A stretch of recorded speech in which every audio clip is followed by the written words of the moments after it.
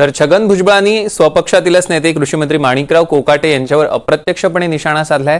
अलीकडे राजकीय नेत्यांनी कर्ज वसुली थांबवण्याचे निर्णय घेतले, त्यामुळे प्रशासन टार्गेट पूर्ण करू शकत नाहीये। परिणामी आपल्यावर ठपका नको म्हणून प्रशासकांनी राजीनामा दिल्याचं भुजबळांनी म्हटलं।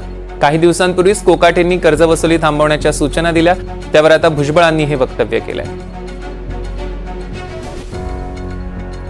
थोड्या गोष्टी ज्या आहेत आपण फायद्याच्या पाहतो आहोत, त्याच्यामुळे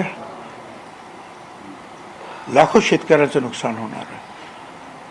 आता काही लोक शेतकऱ्यांना काय सांगतात नाहीपेक्षा 800-900 कोटी रुपये महाराष्ट्र शासनाने बँकेला दिले पाहिजेत, तर ही बँक वाचणार न, बँक वाचणार कशी काय? आणि मग त्यासाठी जे आहे त्यांना असं वाटलं की मी जर अशा रीतीने जर वेगवेगळ्या ज्या गोष्टी जर घडत असतील, वसुलीच्या आड येत असतील, तर वसुली होणार नाही आणि मग तो ठपका माझ्यावर येईल की मी काही करू शकलो नाही आणि रिझर्व्ह बँकेने खारिज केली। मला असं वाटतं की त्या उद्योगापोटी त्याने राजीनामा दिलेला असेल। तर नाशिकच्या कुंभमेळ्यावरून छगन भुजबळ यांनी गिरीश महाजन यांच्यावर अप्रत्यक्षपणे निशाणा साधलेला आहे। इतरांचं लक्ष फक्त टेंडर याकडे आहे। आधी गोदावरी स्वच्छ करा, बाकी काही करण्याची गरज नाही, असं भुजबळ म्हणाले। वाटेल अगोदर काय केलं, आराखडा केला तुम्ही 16,000 कोटी का 17,000 कोटी रुपयाचा?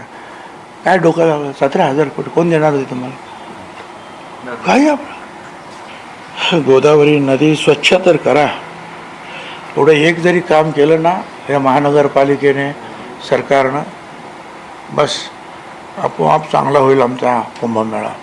काही अधिक करण्याची आवश्यकता नाही, आपोआप होणार।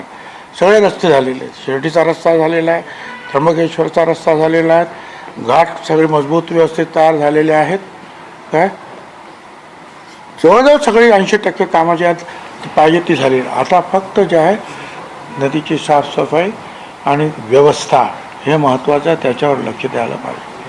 मग काही नाही, अनेकांचं लक्ष फक्त जे आहेत हे कॉन्ट्रॅक्ट ते कॉन्ट्रॅक्ट। आता आम्ही काय बोलायचं काही सोय नाही, पण माझ्या शुभेच्छा आहे की त्यांनी लवकर काम करावं।